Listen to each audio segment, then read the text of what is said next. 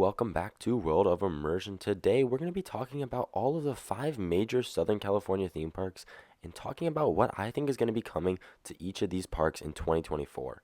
We're going to be talking about new rides, new experiences, as well as new other things such as operating procedures and all of the Halloween events, just everything new that's going to be coming to these parks in 2024, but these are predictions. Obviously, some things have already been announced, but this is just going to be my predictions as well as when I think these rides and attractions that have already been announced, when I think they're going to be opening. So like I said, we're going to be talking about the 5 major Southern California parks, and that includes Universal Studios Hollywood, Disneyland. We're going to be including DCA in the Disneyland Resort as well, so we're going to be lumping that all in as one park. Knott's Berry Farm, Six Flags Magic Mountain, and SeaWorld San Diego. But before we start today's video, be sure to hit that subscribe button so you never miss when we have brand new content. We have tons of new content coming out in the next few weeks. We've got lots in store for you, so be sure to hit that subscribe button. With that being said, though, let's get right into the video.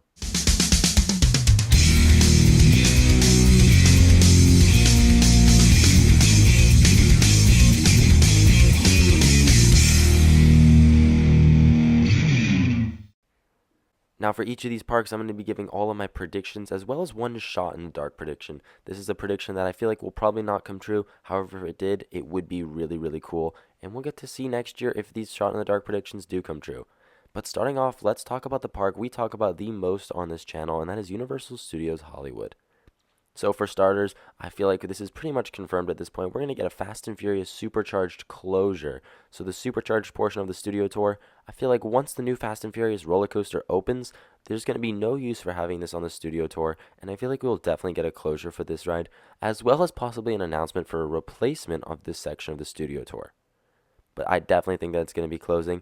But in addition to that, I think that we're going to get an opening of Fast and Furious Hollywood Drift. I think that we're going to see this coaster open at the end of 2024. Now, I know it's really heavily rumored that it's going to open in 2025. However, they've been ramping up on construction. I think it's possible we could see it soft open towards the end of 2024, maybe in like late November or December. I think it's very, very possible for us to see that. Now, additionally, I feel like it's possible that we're going to see a Simpsons Land closure, or at least an announcement of a Simpsons Land closure.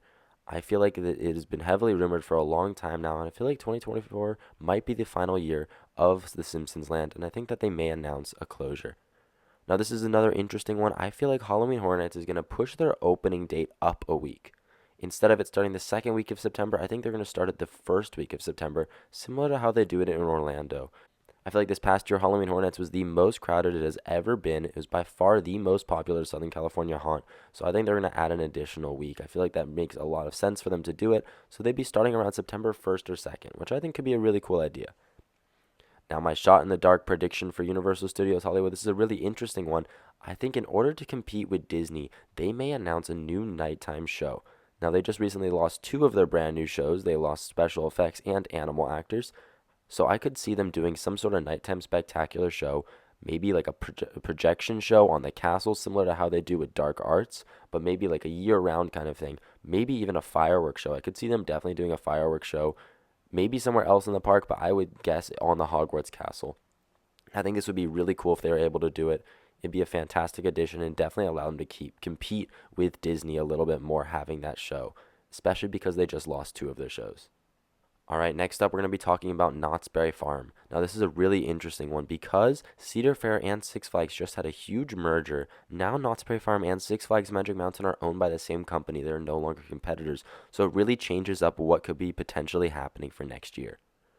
Now for starters, I feel like for both Magic Mountain and Knott's Berry Farm, because of the merger, I feel like we're going to get an announcement of some sort of joint pass. Not just a pass that works for all Six Flags parks, which now includes all Cedar Fair parks as well, but maybe a separate Knott's and Magic Mountain pass that works with both parks, just the 2 of them in Southern California, some joint pass. I feel like it's very likely that we'll get this. Maybe not for 2024, but we'll get an announcement of it in 2024 for 2025. And I think they'll really advertise this everywhere. I think they're going to try to compete with Universal and Disney with doing this joint pass. Now for Knott's Berry Farm itself, I feel like it's pretty much confirmed at this point that we're going to be getting a replacement for Timberline Twister. Now Knott's Berry Farm just recently closed their one and only kiddie coaster, Timberline Twister, so I think it's very likely that we're going to get some sort of replacement, or at least an announcement of a replacement. I think that we'll get a replacement opening next year. Now there are many potential options, and these can include like a Vekoma suspended family coaster, or maybe a new junior coaster from Zamperla or another manufacturer. However, my prediction is going to be a Vekoma family boomerang. I think it would fit really well into their lineup. I think it's very likely, but I think we're definitely going to be getting a coaster in that area. And that leads me into my next prediction. I think that, unfortunately, Montezuma's Revenge is going to be scrapped. It pains me to say it because I love that coaster. However, it really looks like it's going to be scrapped at this point. And honestly, I don't see them putting anything in that place. It's such a small plot of land. Really, not much else could fit in that area. And it kind of sucks that it'd be closing, but I think it's very likely at this point. Now, similarly to Universal, I feel like Knott's Scary Farm is going to get moved up early in September due to its popularity. Last year, once again, Knott's Scary Farm had a really, really successful Scary Farm event. And I think that they're going to push up their event this year to add more dates to it. I think that's really, really popular, and it would be a really good investment for the park to push it up just a little bit. Now, for my shot in the dark prediction, unfortunately, I wish this wasn't a shot in the dark because it seemed almost confirmed a year or so ago. However, I'm making my shot in the dark prediction for this park, and that is a B&M Hyper or Giga Coaster announcement and land clearing starting. It would be really amazing if this happens because it was so heavily rumored for a long time, but with the merger between Cedar Fair and Six Flags, it really shakes up everything, and I feel like it's even more unlikely now, but we will really see. Now, for a shot in the dark prediction part two, this is a really interesting one that I have because of the merger of Six Flags and Cedar Fair and Six Flags' use of IPs during Fright Fest. Could we potentially see some IPs at Knott's Scary Farm? With the new mazes for next year, could it potentially be some IPs? I think that'd be really interesting to see. I think it would allow them to compete with Universal Studios' Halloween Horror Nights a little bit better. They've never really done IPs in the past, so it'd be really interesting to see how they would go about doing that. But once again, that's a shot in the dark prediction. I am not sure if it'd be true at all. Next up, we're going to be talking about the one and only Six Flags Magic Mountain. Once again, now these parks are now owned by the same company that owns Knott's Berry Farm. It's all under the name of Six Flags. And once again, for both Magic Mountain and Knott's Berry Farm, because of the merger, I feel like we're going to get that announcement of a dual pass that works for both parks. But talking about just Magic Mountain alone, I think we're going to get an announcement of the Golden Bear Theater closing. I think that theater is going to be closing once and for all. It has been a long time that theater has sat almost abandoned. They use it sometimes during special events like Holiday in the Park or Fright Fest, but other than that, there's absolutely nothing there. So I think we're going to see that theater demolished. It takes up a huge plot of land, and it's prime real estate. It's right in the front of the park, so I think it's definitely time for it to go. Now I think we're going to see an announcement for some ride to be replacing the theater. It will have been 2 years since the last ride opening, which follows Magic Mountain's pattern, so it's almost time for them to be due for a new coaster. I think there's very much so potential for there to be a new coaster. There was heavy teasing on their Twitter and their Instagram for a Giga. Now, who knows what that means coming from Six Flags? They didn't specifically say what they meant by a Giga. They just used the word Giga in all caps. They said something along the lines of, it would be so cool to have a Giga. We could be looking at some 300 plus foot tall flat ride. I feel like that's a very likely possibility. My guess would be something along the lines of the world's tallest sky screamer. Now, Six Flags is completely missing one of those. It would be the only one in Southern California, and it fills a huge gap in their lineup. They're still missing a decent number of flat rides. They really only got Crazanity and some of the smaller flat rides in the DC universe area. They've also got Lex Luthor Drop of Doom, which is a drop tower, but other than that, they don't really have much. Additionally, I think we're going to start getting much more of an emphasis on special events. Now, we saw that starting off this year with a lot of new events. They had a lot of food events, and they had stuff like Oktoberfest. I think they're going to start doing a much bigger emphasis on that. I think those food events did really well. I personally went to them. I thought they were pretty cool. It was very different than how I normally view Six Flags. The food was actually pretty good. I think they're going to start doing more of that to compete with other parks like Disney and Universal. I think we're going to see a lot more money go towards these special events, so as they start catering more towards families. I think also we're going to see a huge ramp up in the addition of IPs at Fright Fest. I think that's really important for Six Flags. They did so well this past year. Fright Fest was the most crowded it has ever been since I've been going. With the addition of Saw X and The Conjuring, I think they did really, really well this year.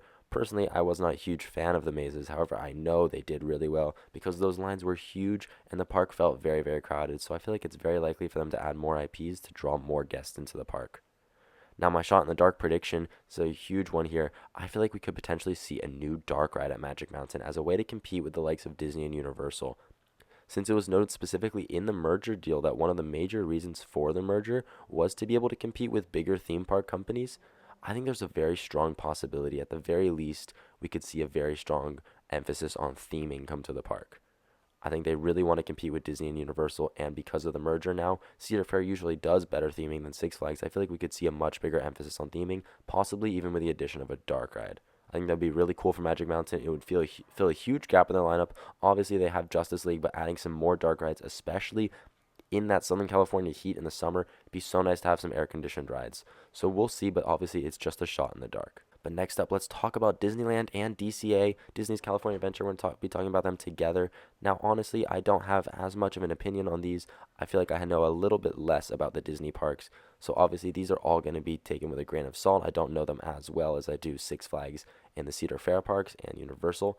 But let's be starting off. We're going to talk about Tiana's Bayou Adventure. I feel like it's going to open in spring 2024. They're moving pretty fast on that construction. I was just there last week. So I think it's likely that we'll see this open on time. Is rumored to be opening in spring 2024. So I think that's exactly when it's going to open.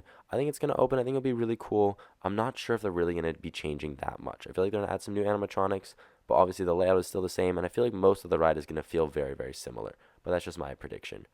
I think additionally we're going to have an official announcement of an Avatar experience, more details about what it is, as well as where it's going to go.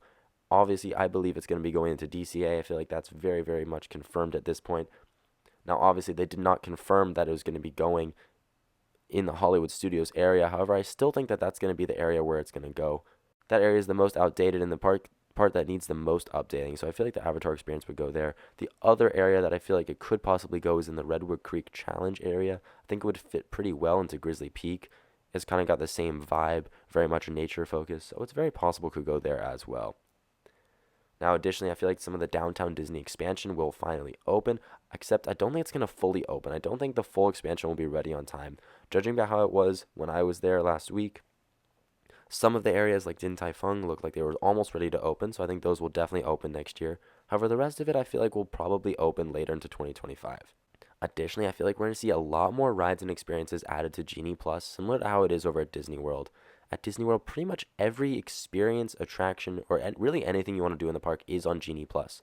So that includes shows, parades, meet and greets. I feel like we're going to start to see that being added to Genie Plus at Disneyland. I think they're still not selling the amount of Genie Plus that they want to, so I think they're going to start adding a lot more. They just recently added some more rides, such as Ariel's Undersea Adventure and Mickey and Minnie's Runaway Railway to Genie Plus, so I really feel like we could see a bunch more attractions, like smaller attractions, and possibly parades and shows being added to Genie Plus. Now, my shot in the dark prediction here is I feel like we could maybe possibly see the start of construction or more details about the Avengers e-ticket attraction coming to Avengers Campus at DCA.